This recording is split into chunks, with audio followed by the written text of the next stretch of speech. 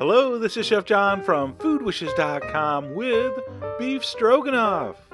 Finally, I've gotten a lot of requests for this, and since I had this amazing homemade creme fraiche sitting around, hopefully you saw that video, I decided I needed to make some beef stroganoff, and I did, and it was pretty amazing.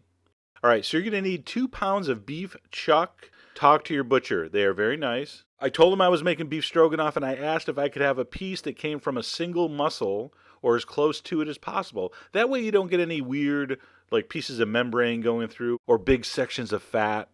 All right, so I'm going to take my piece of beef chuck.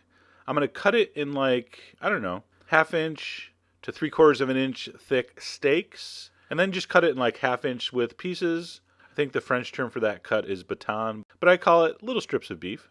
Your personal exact shape and size doesn't really matter as long as they're consistent. Once those are cut, salt and pepper generously on your cutting board. We're going to go over to the stove where I have my large stainless steel pan on high heat. All right, you want to use a large, good pan for this. I'm going to put in some vegetable oil.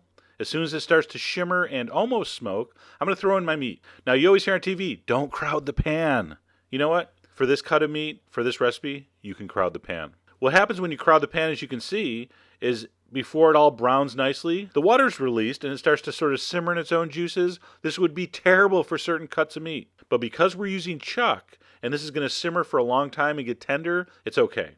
What you're going to do is you're going to keep it on high, the liquid's going to come out, it's going to boil off, and then the meat's going to brown in its own juices. It's a beautiful thing.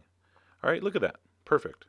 All right, once the meat is nicely browned, we're going to pull it off onto a plate to reserve, turn the heat down to medium, throw in a chunk of butter. All right, don't wipe out the pan. I want all those beautiful brown bits. I'm going to toss in some thickly sliced mushrooms and a 1/2 of onion that I just roughly sliced.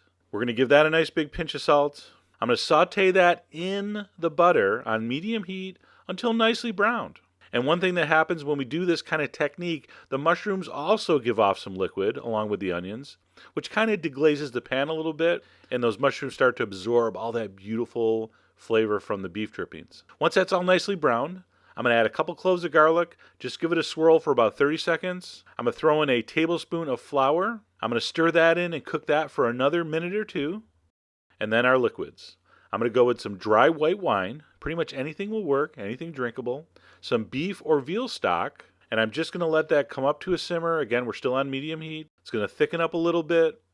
I'm going to scrape and make sure I got all that beautiful goodness off the bottom of the pan.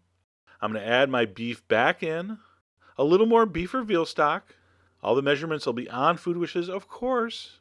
All right, so here's what we're going to do. We're going to make sure that's all mixed together nice and evenly. I'm going to bring it up till it's just barely simmering. See that? Just a little bit of a bubble. All right, low heat. I'm going to cover it, and we're going to just let this braise for about an hour. Maybe every, 20 minutes, give it a stir.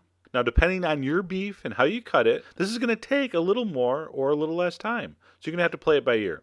But I'm going to guess at about an hour, you should be getting close. So if your meat is still not as tender as you want, add another splash of water or stock. Let it simmer a little longer. But once you decide your meat is pretty much ready, the last step is stirring in a big, beautiful, gigantic dollop of homemade creme fraiche. You can use sour cream, but it's not as good.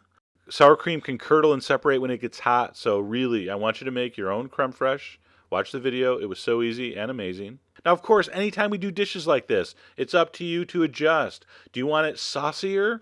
Then you should use a little more beef stock and creme fraiche. If you want it drier, don't put as much. Up to you. Okay, once the creme fraiche and or sour cream is mixed in, I'm going to stir in some freshly chopped chives. I'm going to taste for salt and pepper, and we're done.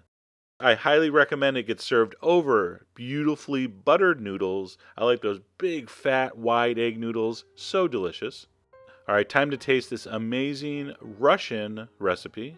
Also, you don't have to, but I like to be putting a little more sour cream on top.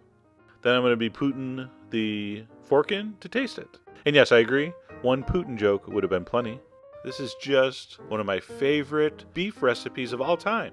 And I'm 25% Russian, so I think it's in my blood to be able to make this pretty good. Is that racist? Probably. Let me taste. Oh my God. So amazing.